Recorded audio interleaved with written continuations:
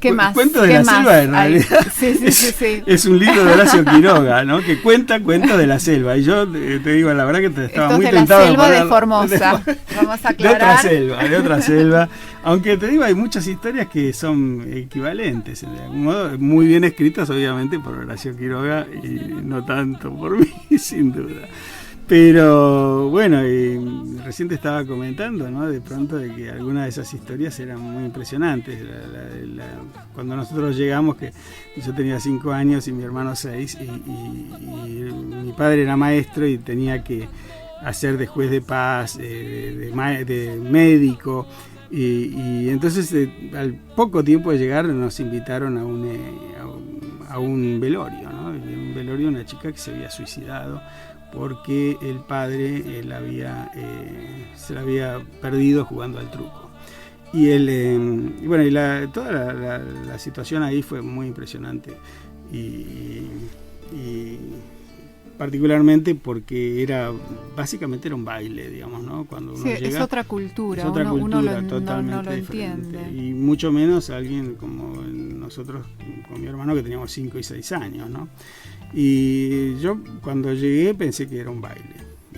Y después golpeaban las manos y tenías que entrar a un lugar donde estaba la chica muerta, que era muy impresionante, y lloradoras, que lloraban desconsoladamente.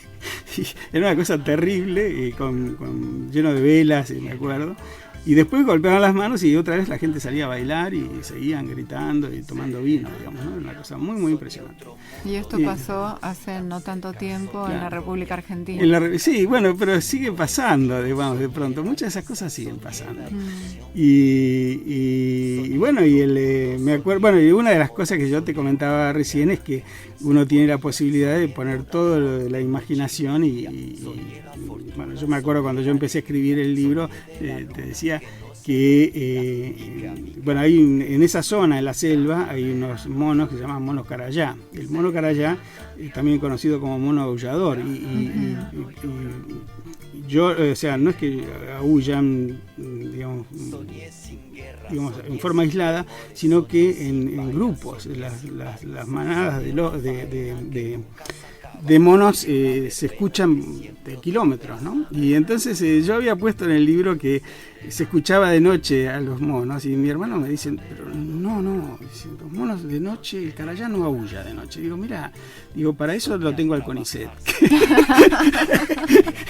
Los revisores del CONICET que me dicen que está bien o que está mal. En este libro, los monos carayá aúllan. De noche. Y así quedó. Además es un cuento, entonces permite la imaginación. Permite la imaginación, esa es la ventaja, digamos, ¿no? Que uno no tiene que ceñirse a la estricta realidad, sino a los recuerdos, a la imaginación. Eso es muy bueno, es una de las cosas que yo más disfruto de cuando no hago ciencia, digamos, ¿no? Y todo esto que fue de tu infancia también quizás influyó más tarde en tu vocación y en dedicarte a la investigación. Sí, y a la parte de biología. Creo que el contacto con la selva, con los animales, de hecho, te voy a confesar, yo quería ser ecólogo, no neurobiólogo. Y de hecho he estudiado para eso. Y bueno, en ese momento, cuando yo me recibí, la ecología no era el boom. Y entonces me fue muy difícil conseguir un trabajo, y lo que conseguí es algo en bioquímica. O sea que eso fue lo que pasó. Pero, yo no me arrepiento, porque igual me gusta, y me gustó tanto, quizá me atrapó más ese tema. Pero sin duda, digamos, contar cuentos es una cosa extraordinaria. Digamos, de pronto si recurrís a la imaginación, a la memoria y a las historias, ¿no? Algunas historias tienen un encanto particular, ¿no? Ahí la última historia del cuento es cuando durante 8 meses, vos fíjate lo que es una tragedia, de pronto uno la puede convertir en una cosa para contar con muchas facetas interesantes. Bueno, recuerdo que durante 8 meses no le pagaron a mi padre.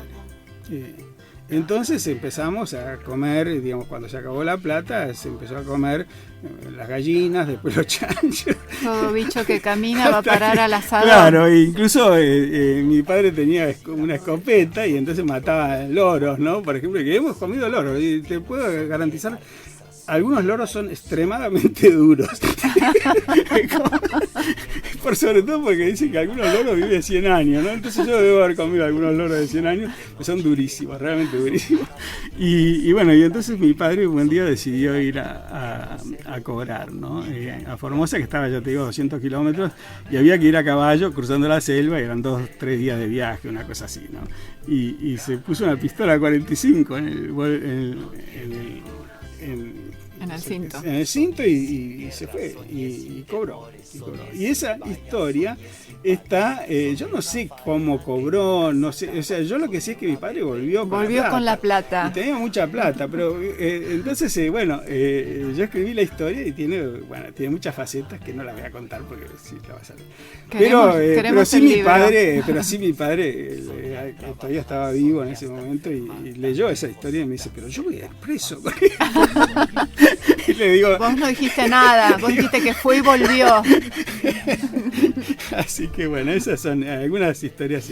Creo que capturó a la audiencia que lo leyó, creo que le gustó y bueno, y yo disfruté escribiéndolo más que nada y compartiéndolo con la audiencia, que incluso cuando la escribí pensé, digo, no sé si a Bahía Blanca le puede llegar a interesar algo que pasó justamente en la selva, ¿no? Que es una historia, y sí, realmente creo que fue interesante para mucha gente.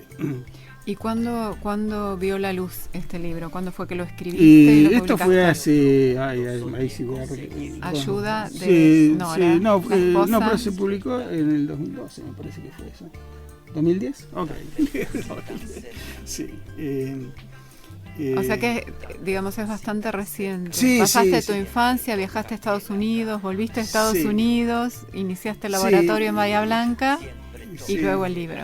Yo creo que la experiencia de Formosa, aparte de lo que decíamos, me preguntaba sobre cómo influyó en investigar, además te da una idea cultural, ¿no? De las facetas que tiene nuestra especie, digamos, humana, culturalmente en distintos lugares, las distintas formas de pensar, de las creencias. Las costumbres, digamos, es muy muy diferente y uno cree a veces que lo que al principio, ¿no? Uno piensa que es así como deben ser las cosas y cuando vas a otro lugar encontrás que la gente piensa diferente, cree diferente, y bueno, y uno se abre su mente, ¿no? Por el hecho de viajar, estar en distintos lugares. Yo viajé mucho. Estuve en Formosa, estuve también en Bariloche, estuve en San Antonio Este, en Neuquén, varios lugares así. ¿Y afuera en Estados Unidos? En Estados Unidos estuvimos 2 veces, 3 en realidad. Una fue esta en la Universidad de Johns Hopkins, que estaba en Baltimore, sigue estando ahí, ¿no? No es que se mudó. No se mudó. Después estuve en Massachusetts, en Boston, en otra universidad, en Harvard, y después hace poco nos invitaron, ya a Nora y a mí, a ir a Oklahoma, a un centro del ojo en Oklahoma, a hacer una estadía de 3 meses. En realidad nos estaban invitando un poco más, pero no podíamos desprendernos más de 2 o 3 meses. Creo que estuvimos 2 o 3 meses y bueno, siempre las experiencias son buenas.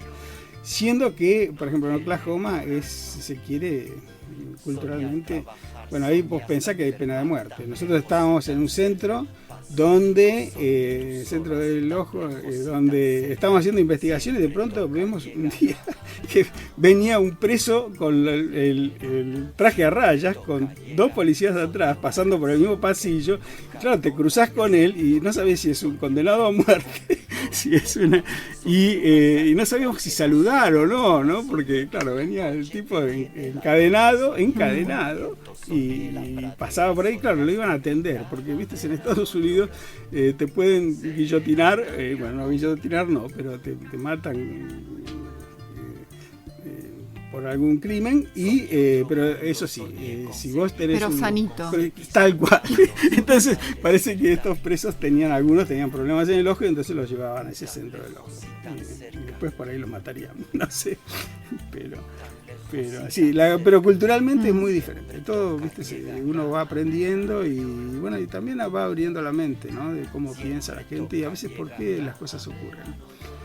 Una de las cosas que yo aprendí es que yo era tremendamente anti-yankee.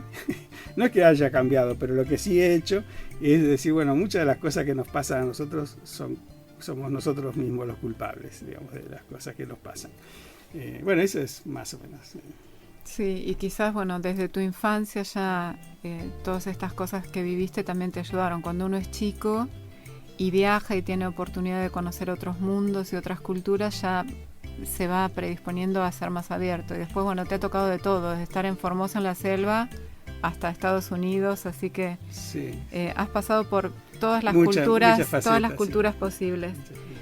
Bueno, Quique, muchísimas gracias por compartir esto, y ahora vamos a tener que buscar tu libro, que no sé si quedará algún ejemplar, pero no, creo que yo te acá traigo todos uno queremos... porque he rescatado a algunos, así que sin duda te voy a conseguir uno para que lo leas. Como te dije, si te aburrís, cuando decís, ay, esto que aburrido, ya lo terminaste. Sí, ese es el formato cuento, que es maravilloso, sí. Es maravilloso. Sí. Así que bueno, gracias por venir y nos vemos en otra oportunidad.